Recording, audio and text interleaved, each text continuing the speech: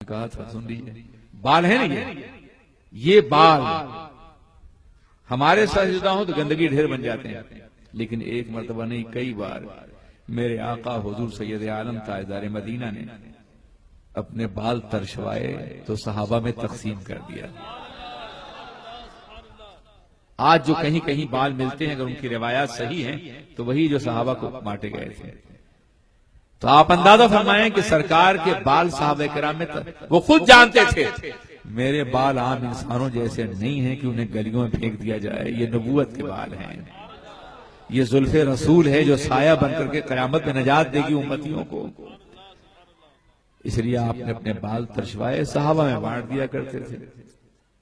एक मर्तबा हजरत अबू बकर रज़ी अल्लाह तआला अन्हु अपने घर तशरीफ ले गए तो देखा कि कुरान पाक की तिलावत की आवाज आ रही है घर में हर तरफ से, लेकिन तिलावत करने वाला नजर नहीं आ रहा है। इंतहाई परेशान हुए कि अल्लाह ये तिलावत की आवाज कहां से आ रही है, तिलावत करने वाला नजर नहीं आता। तो जब ऐसी कोई बात होती तो लोग रसूल पाक की बारगाह में आते थे। अगर उनको अपने जैसा समझते तो सोचते कि आज जब हम नहीं आते तो वो तो वहां बैठे वो क्या जाने, लेकिन नहीं, वो जानते थे जो गैब की खबर देने के लिए आए हैं वही गैब की बात बताएंगे। चुनांचे या रसूलल्लाह मेरे घर में कुरान पाक की तिलावत की आवाज आ रही है, तिलावत भी ऐसी है कि दिल खींचा जा रहा है और तिलावत करने वाला नजर नहीं आता। तो सरकार ने फरमाया या अबा बकर इन्नल मलाइका क़द इज्तमऊ हौला शारी व यक़रऊन कुरान। ए अबू बकर, मेरा बाल ले गए थे ना, फरिश्ते मेरे बालों के करीब जमा हो गए और कुरान अज़ीम की तिलावत कर रहे हैं।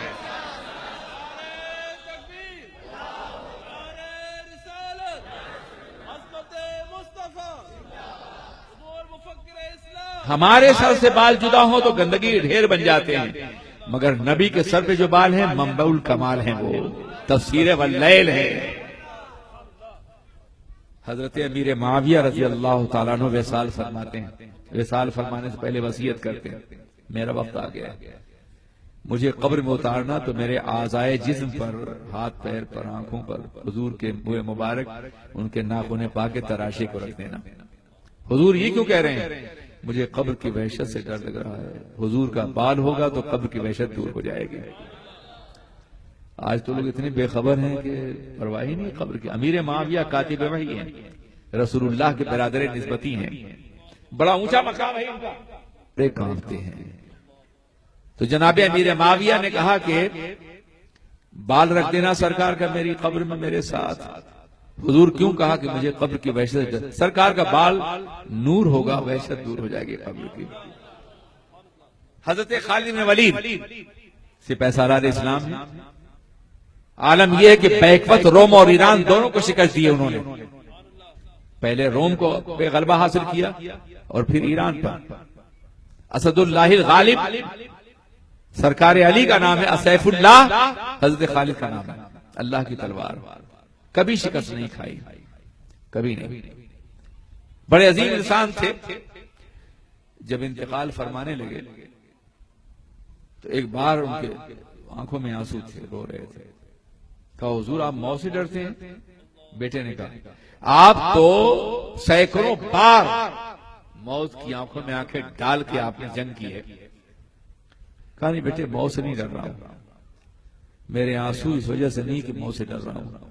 जब भी मैं मैदान जिहाद में निकलता था तो दुआ करके चलता था कि अल्लाह मुझे शहादत नसीब। मेरे जिस्म पर सैकड़ों जख्म हैं तलवारों के और तीरों के, मगर आज शहीद नहीं, बिस्तर पे मर रहा हूं, इसलिए रो रहा हूं मैं।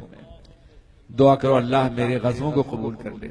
वो खालिद एक मर्तबा दुश्मन से जंग कर रहे थे, तलवारबाजी का मुकाबला था, दुश्मन बड़ा ताकतवर था।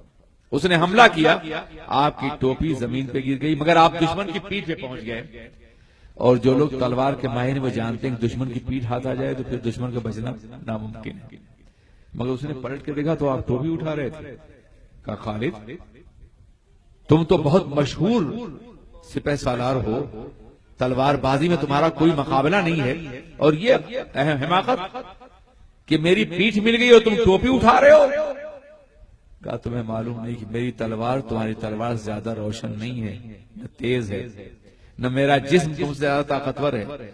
मगर सैकड़ों मार्कों में कामयाबी क्यों मिली है जानते हो? एक मर्तबा मेरे आका ने अपने सर के बाल तरशवाए थे और कहा था, खालिद उस टोपी में रख लो जिस टोपी से तुम जंग करते हो। वो टोपी गिर गई। ये कैसे मुमकिन है कि सरकार का बाल जमीन गिरा हो और खालिद की तलवार बुलंद हो रही हो?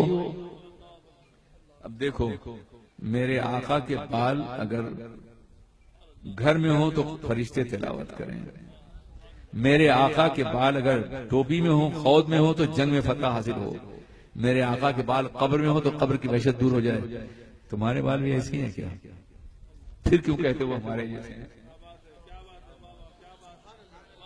क्या उनके कमालात का मुकाबला कर सकोगे तुम?